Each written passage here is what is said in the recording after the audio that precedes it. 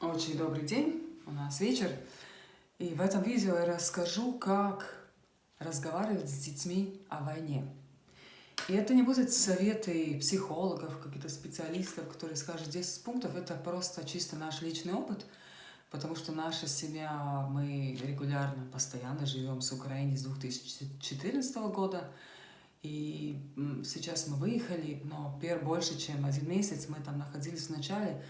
И, конечно, вся наша жизнь очень тесно связана, потому что мои дети родились в Украине, для них это родина, я там прожила достаточно долгое время, мой муж украинец, все мои мечты, надежды, все оно связано с Украиной, и это очень такой личный опыт. В этот раз я расскажу, и возможно, что кому-то это поможет, потому что это же мы поколение, которые не знаем, что это. Для нас эти были рассказы, фильмы, и вдруг мы сталкиваемся с фактом, что или в нашей стране, или где-то по соседству происходит война. Наверное, самое плохое, что может делаться в такое время, но это тоже человеческая защитная реакция, это просто отрицать этот факт. Это, наверное, было в начале, людям было страшно войну называть войной, они там говорили, наверное, не знаю, до сих пор в некоторых странах в России говорят там военная операция, специальная операция, но нам страшно этого слова, потому что у нас под него очень много образов, и образов реалистичных, не просто там День Победы, какой-то красивый салют, но ужасы, страхи, потери, смерти, болезни и утраты. И война такая. Но что очень важно, это не такая приятная, комфортабельная тема, но приезжая здесь в Латвию, я заметила, что есть люди, которые просто боятся про это говорят. И они как бы надеются, что если они не будут называть войну войной и говорить про это, тогда это их не коснется. А тем более с детьми. Детей невозможно обмануть. Дети чувствуют, что что-то не то, как бы мы ни скрывали. Поэтому в нашей семье 4 детей, и мы говорим, это у нас, конечно, открытый вопрос, конечно, сейчас, потому что полностью наша жизнь поменялась. Но возможно, что этот видео будет полезным тем, у которых есть дети, и мы не знаем, как же говорить про эту тему.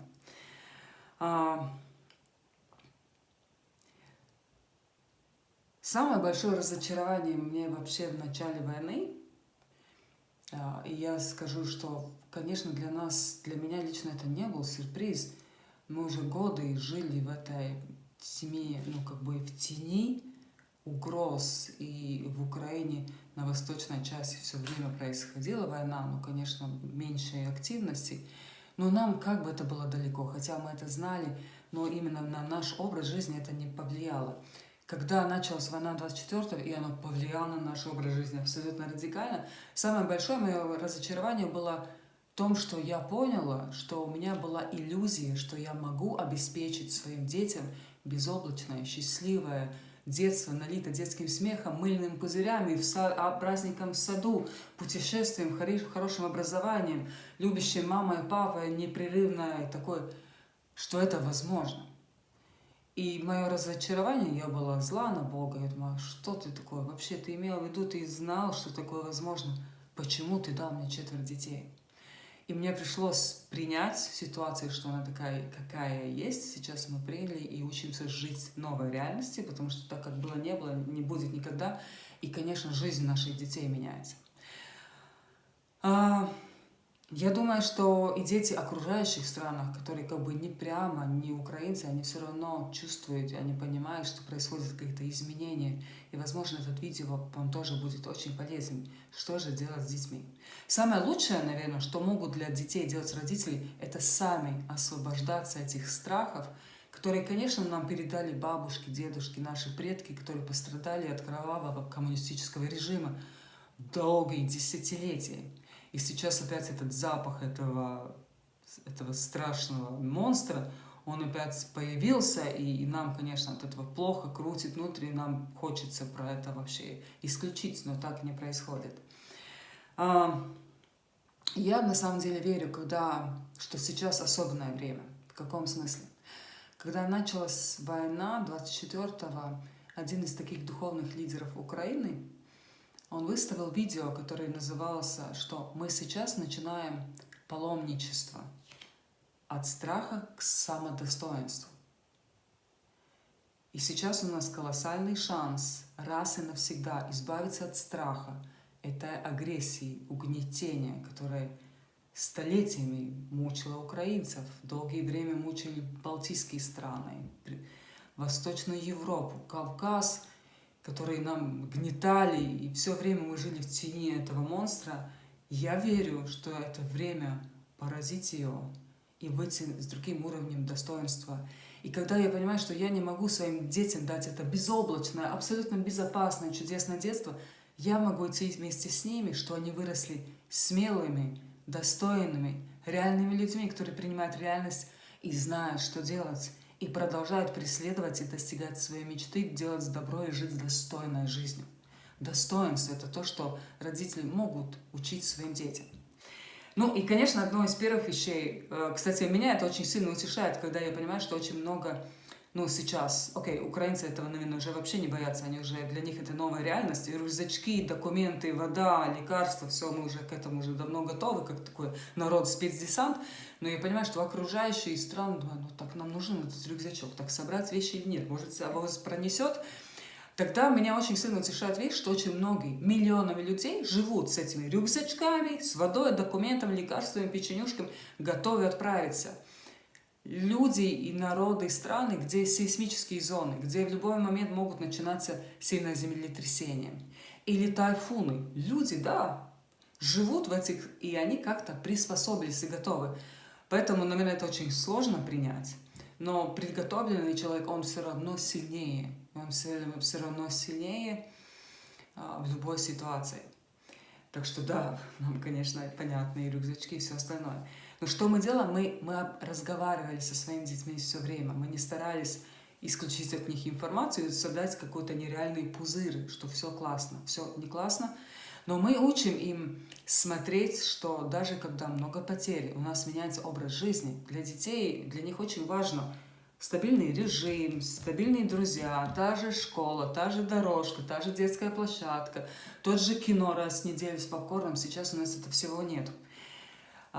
И мы учим им смотреть, что у нас есть, что когда тысячами, может, миллионами людей даже в Украине сейчас голодает и нуждается, у них страшные вещи, они происходят в жизни. У нас есть что кушать каждый день, у нас есть друзья, у нас есть забота окружающих людей, папа и мама может работать, у нас на всего хватает, и мы можем помогать другим, что мы вместе, это мы вместе. Это мы постоянно с нашими детьми про это говорим, и, по-моему, это очень важно, привлечь внимание к тому, что у нас есть. Еще очень сильная вещь, в чем дети особенно нуждаются, и взрослые особенно в это время, это физическое прикосновение, это обнимашки, целовать, чтобы они прямо физически чувствовали родительскую близость. И это, особенно когда дети испугались или что-то, просто чаще, чем до войны, я засыпаю вместе с ними, мы обнимаемся, мы целуемся, они ищут эту безопасность физическую, и мы можем это дать. И нам это нужно, но это ничего нам не стоит, но это очень сильно помогает психике и физическому здоровью успокоиться. Наши дети рисовали какие-то рисунки. Я помню, началась война, старшая дочка нарисовала какую-то страшную просто картину. Я спросила, что это для тебя, и она что-то рассказала, что ты хочешь с этим делать, и она там порвала. Мы позволяем плакать. Кстати, дети очень по-разному воспринимают ситуацию. Кто-то очень условно легче принял, что надо собрать рюкзачок и уехать в другую страну на непонятно какое время, оставать свою классную комнату, свою кошку, свою бабушку, свой уютный дом друзей, и надо уезжать, не зная, когда мы возвратимся. Мы не знаем, когда мы возвратимся. И дети по-разному. Кто-то очень быстро и внешне легко, хотя мы тоже не знаем, а кто-то очень тяжело это воспринимает. И нам очень важно просто быть с ним и говорить. Я не скрываю, что да, я тоже грущу, я скучаю, звонят наши друзья, особенно я каждый раз, когда звонимся с такими людьми, любимыми людьми, это очень, мы говорим, что мы тоже скучаем, и что мы вместе пройдем. Мы разговариваем про то, что зло происходит точно не по воле Божьей. Это есть люди, которые говорят, как Бог это допустил. Мы общаемся и говорим про то, что каждый человек на планете Земля, каждый из там 7 чем-то миллиардов, и мы, и Путин, все остальные, у нас есть свободная воля. И кто, как, где Бог, когда ты решаешь прекратить там, не знаю, запрет своей сестры войти в твою комнату и забрать свою вещь, и не можешь ее ударить, где Бог? И дети понимают, что то, что сейчас происходит, это не какой-то там фатальный, это, ну, я надеюсь, что они понимают, мы про это говорим, что это злая воля определенных злых людей, в мире есть злые люди.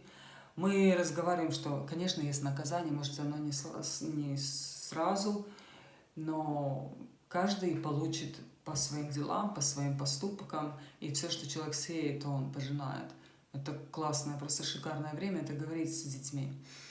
Что еще интересно, что мы, конечно, живем в такой достойной части Европы, и в одной книге я читала, что как бы мы живем, общество жило, я думаю, что до войны, может, хотя часть Западной Европы до сих пор в этом живет, что как бы у нас жизнь такая бессмертие. Мы не любим про это говорить, мы не любим говорить про утраты, про потери, про страдания, как бы давай делаем вид, что этого все нету. Тогда мы про это говорим, и мы понимаем, я даю отчет, и я не знаю, на каком уровне, каждый по-своему, мы говорим детям, что самое важное, что наша душа, она-то вечная, мы можем оставить наше тело как скафандр, он рано или поздно останется ненужным нам, но наша душа вечная. Если мы завете с Богом, мы верим Иисусу Христу как нашему Спасителю, Он сказал, что у нас есть жилище на небесах, и мы там встретимся рано или поздно, мы там будем вместе. Это на самом деле утешение. Это вот такое время. Честно говоря, я не знаю, как люди, которые не верят Богу, переживают это, если даже нам оно не дается не так легко. Мы говорим про это с нашими детьми. Да, возможно, есть вопросы, можете написать в комментариях. Если было полезно, можете делиться этим видео. Да. Так что я желаю, наверное, всем и каждому, кто слушает, достойно пройти этот путь от страха, принятия ее, всех стадий пройти и принять ситуацию, какой есть, до достоинства. Продолжать жить достойно и взращивать наших детей достойными, смелыми, честными, несмотря на агрессию, на противостояние, смелыми, благочестивыми людьми, потому что к этому мы призваны. Я благодарю за внимание и встречаемся на следующих видео. Па-па!